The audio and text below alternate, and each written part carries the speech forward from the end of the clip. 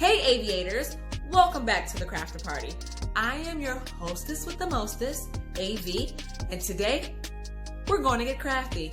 I'm going to show you how to paint watercolor onto rocks, but without watercolor paint. So you can use everything that you have at home. Yeah, I know, crazy. Let's get into it.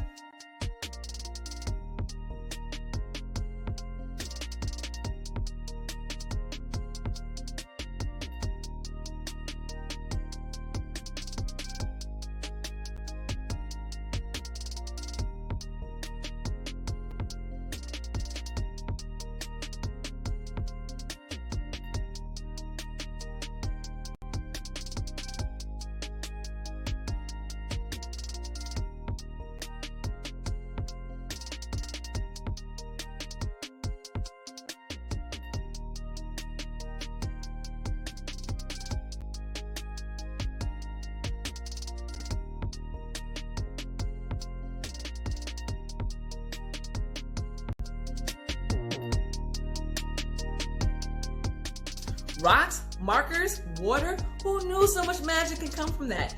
But I do want to give a special shout out to Plaid Crafts for hooking us up with their Mod Podge Ultra. Mod Podge Ultra is like Mod Podge, our beloved Mod Podge in a spray bottle. So it was just a situation, and that is what I use to seal my rocks because I want my designs to last forever, ever, and ever. Yes, that's what I used. And if you want to up the ante on your design, definitely check it out. I'll leave links so you can find out for yourself because that's the real magic. I hope you enjoyed this project, and until next time, keep the party going.